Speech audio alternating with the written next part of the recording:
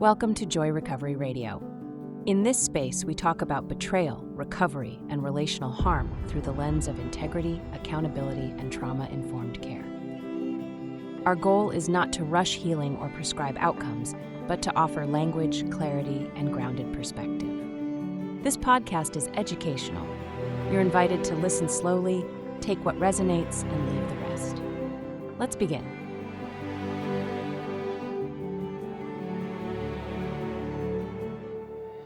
I want to begin with something that happens in a lot of relationships after discovery, and that almost no one talks about accurately. A man gets caught, or he comes clean. Either way, the secret life is out. And pretty quickly, often within days, he starts saying the right things. He tells her he understands how much he hurt her. He tells her he can only imagine what she's going through. He cries. He apologizes, sometimes for hours. He tells her she has every right to be angry. And here's the part that is confusing for everybody, including him. She doesn't feel any better. In fact, some of it makes her feel worse. He's saying empathetic things, and her body is not buying it. Her stomach is in knots. She can't sleep. She feels like she's losing her mind because everyone around her, sometimes even her therapist, is telling her that he's saying all the right things now. He's doing the work. Give it time. And her gut is screaming that something is still off. That gap between the empathetic words he's producing and the alarm her nervous system keeps sounding is what I want to spend this episode on. Most of the content out there teaches men in this situation, you need to get better at empathy. Learn to validate. Learn to reflect her feelings back. Learn to say things like, that makes sense. I hear you. I can see why you would feel that way. There are whole scripts and programs built around it. AVR, acknowledge, validate, reassure. I understand why there's all this material out there for empathy. Empathy looks like the thing that is missing. And I'm going to make close to the opposite case today. I think empathy taught too early, before a man has actually stopped the harm and become completely honest, is one of the most reliable ways recovery goes fake. Performed empathy taught too early tends to stand in for the real thing rather than build towards it. And it does real damage along the way. For the men listening, I'm not telling you empathy doesn't belong in this work. It does. I'm telling you there's an order. There's a sequence. It's ethical. And getting the order wrong hurts your partner, even though you say you're trying to help. When a relationship blows up over a secret sexual life, the thing that looks most obviously broken is connection. He was off in a hidden world. She was alone in the marriage without knowing it. So the instinct for therapist and for the couple is to rebuild the bond. And empathy is the tool everybody reaches for. Because empathy is how humans repair after a rupture. In an ordinary conflict, that is exactly right. You hurt someone, you turn towards them, you feel with them, and the bond is mended. Couples therapy is built on that model. Most of it assumes two people of basically good faith who hurt each other and they lost their way back. So let's teach them to listen and attune and validate, and the repair will follow. For a normal rupture, that often works. There's also a simpler reason empathy gets taught first. It has the potential to produce immediate relief in the room. When he says that tender thing and she softens for a moment, everybody feels a little better, at least in that minute. The therapist feels like there's progress. The betrayer feels like he's less of a monster.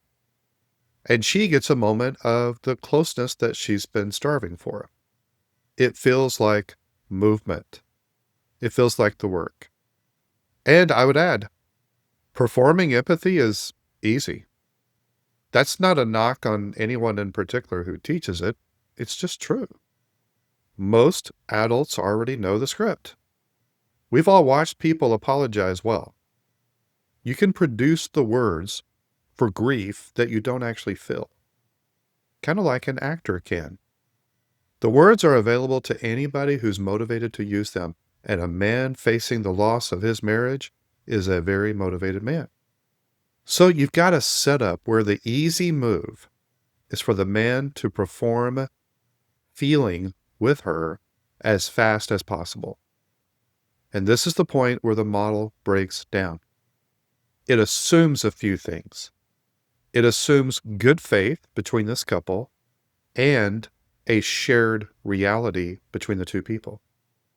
In a relationship damaged by a deceptive sexuality, neither of those assumptions are true.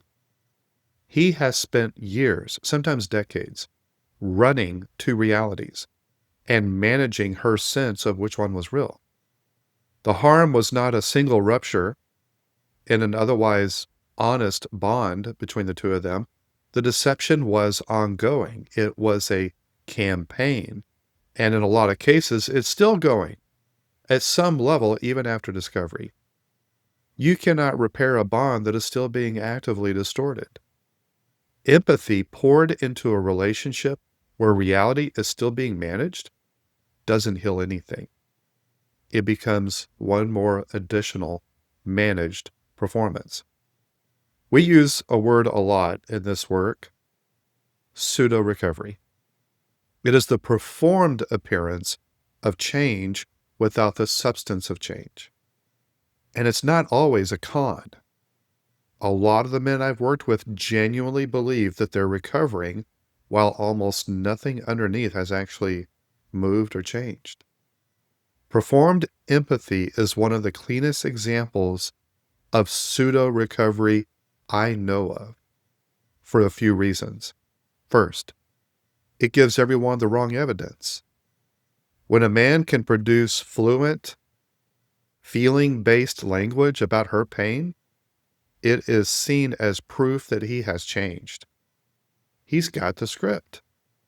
He'll say, "Look how much I understand now. Look how I sat with her. Look how I cried." But the ability to articulate her pain is simply a language skill. It tells you that he's literate in the vocabulary of remorse.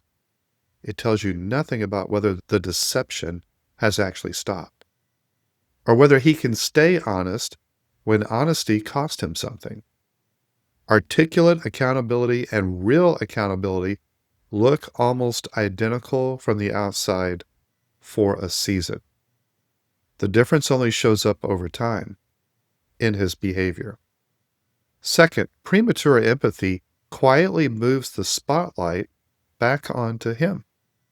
Think about what happens when he performs grief about her grief. The room reorganizes around his feelings. Is he okay?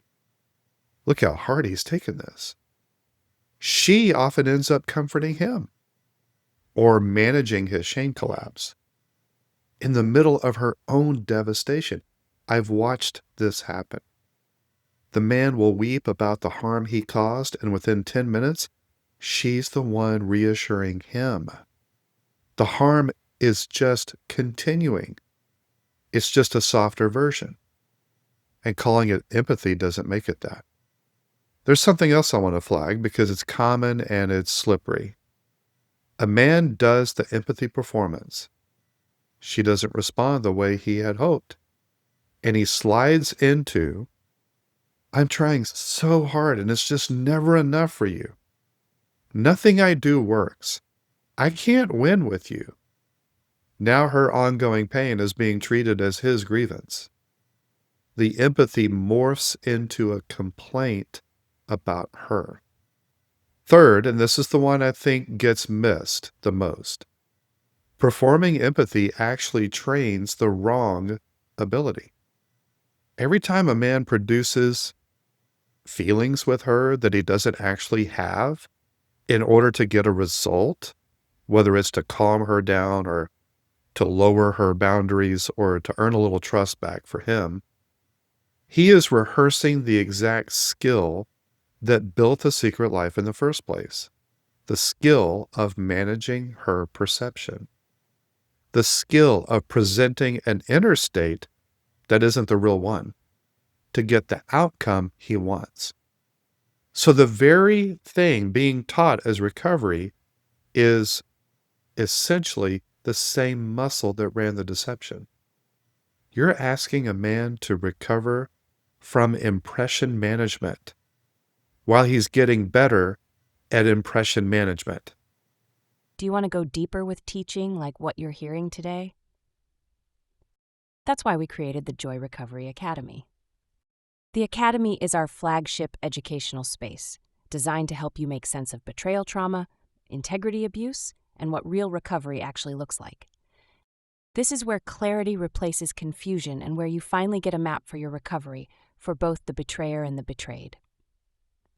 The Academy includes live teaching with Q&A twice a week, and every live teaching is available anytime in our on-demand video library in case you can't make the live event. The Academy also features hundreds of the same tools and resources that we use with our private coaching clients. Right now, you can get the first 7 days free, so you can check it out and see if it is what you're looking for. Go to joy-recovery.com, click Academy, and join us today. So far, I've talked about why performed empathy is bad for the man's recovery. Now I want to get into the part I think is most important and most overlooked, which is what it does to the partner. To be more specific, why her body won't accept empathy even when her mind wants to. Now, to get there, I have to talk about two things happening at the level of the nervous system. One is inside of him and one is inside of her. Let's start with him. In the Manwala model, there's an item in the list of integrity abuse behaviors that's easy to skip past. It's called enteric system incongruence. The idea is this, that a man running a deceptive sexual life is holding two separate realities inside one body, one person. The official reality that he presents and the hidden one that he's actually living. Carrying two realities at once isn't only a mental act, it shows up in his body. There's a felt mismatch between what he's expressing and what's actually true underneath. And that mismatch, that incongruence, leaks.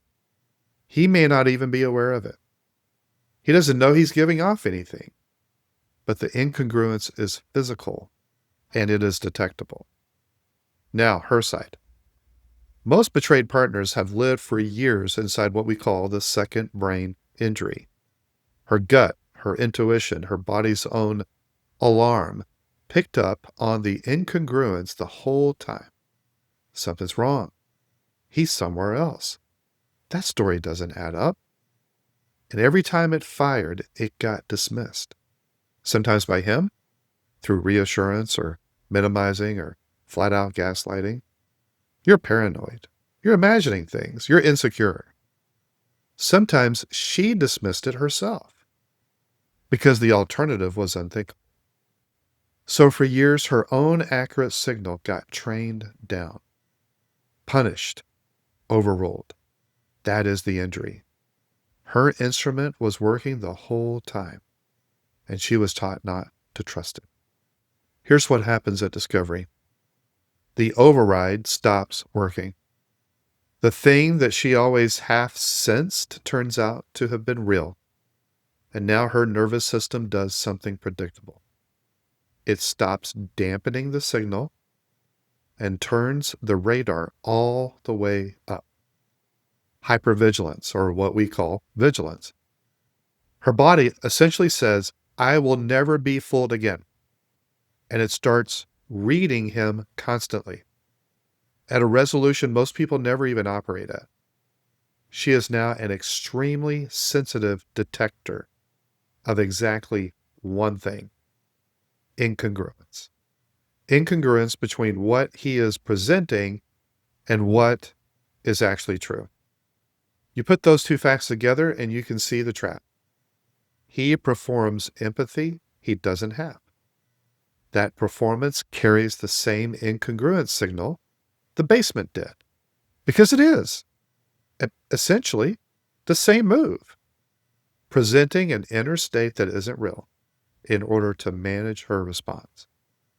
And her freshly recalibrated detector picks it up instantly, not consciously. She may not be able to tell you why. She just knows her body went cold while he was saying the loving thing. His words are telling her she's safe, but her body is telling her that she's in danger. And when those two disagree, the nervous system goes with the body. And this is the cruelty of teaching empathy too early. You are coaching a man to produce a higher quality version of the exact signal that is setting off her alarm. The better he gets at performing empathy, the more sophisticated the incongruence becomes. And in some cases, the more disorienting it is for her. Because now the words are really good, and her body still will not relax. And she's back to wondering whether she's the problem. Okay, if performed empathy is the problem, what's the real thing? And how do you get there? This is where the men's pathway I work in has an order to it, and the order is the whole point. We work in 3 domains, in sequence: integrity, then impact, then integration. Integrity means the deception fully ends, all of it, the obvious stuff and the passive stuff too. The withholding, the half-truths, the quiet managing of what she's allowed to know. Impact is the capacity to actually phase what you did and be present to her reality without falling apart or making it about you. Integration is the long work of taking apart the inner system that made the double life possible. The real kind of empathy lives in that second domain, impact. And it cannot come first. The reason it can't come first is the thing this whole episode has been describing. A man who is still deceiving, even passively, cannot produce genuine empathy. Any empathy generated from inside ongoing deception is a performance by definition, because the relationship he's being empathetic within is still built on a lie that he is maintaining. You can't be genuinely present to someone whose reality you are still managing. You can't comfort her with one hand and stab her with the other. So integrity is the thing that makes real empathy possible at all. Skip it, and what you get is the performance every single time. There's a second prerequisite that gets even less attention, and it's physiological. Real impact requires a man to stay regulated while he's in contact with her pain. If his nervous system reads her anger or her grief as a threat, and it spikes him into defensiveness, or shuts him down into collapse, or sends him into fix-it mode, he literally cannot take in what she is saying. His body has gone into self-protection. And self-protection is not reception. What I mean is, the body can't do both jobs at once. It can't guard against a threat and stay open to her at the same time.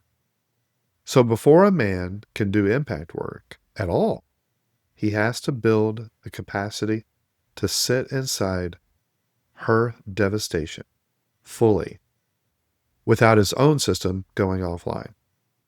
So what does the real thing look like? The empathy that's earned instead of performed. Mostly it's quiet. It's behavioral. It's a man who went fully transparent and stayed that way when nobody was checking up on him. He answers the hard questions directly, even when the honest answer makes him look worse.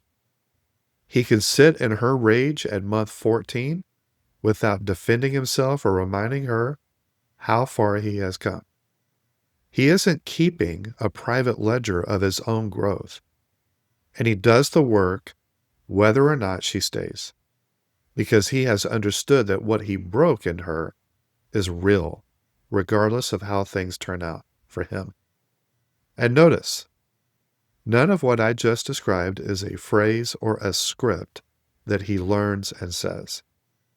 It's a pattern you can only see over time, across different situations, when the pressure is on and the audience is gone. I want to turn now and speak directly to the partners listening. You're not crazy.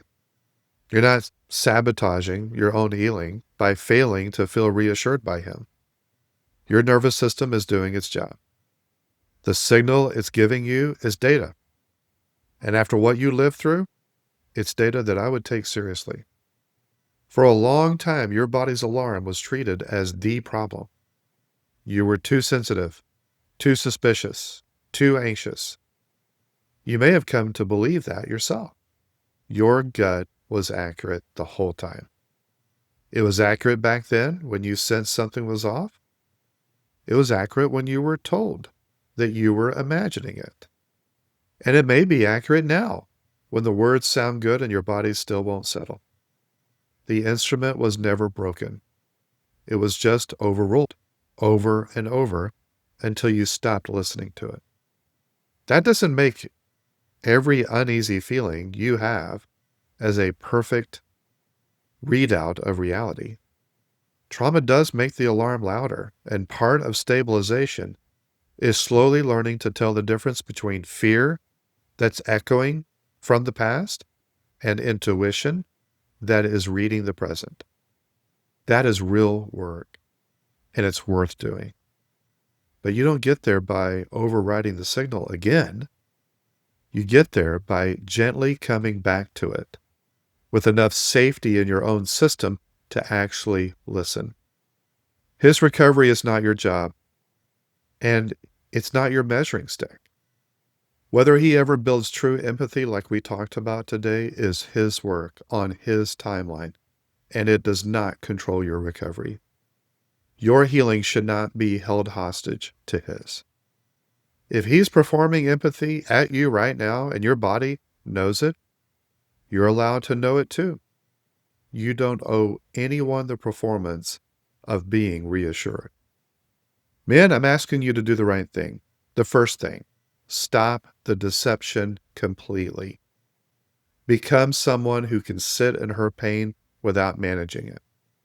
The empathy that grows out of that is the only kind her body will ever accept.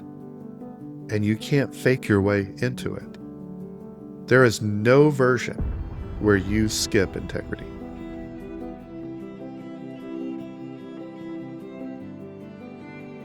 Thank you for listening to Joy Recovery Radio.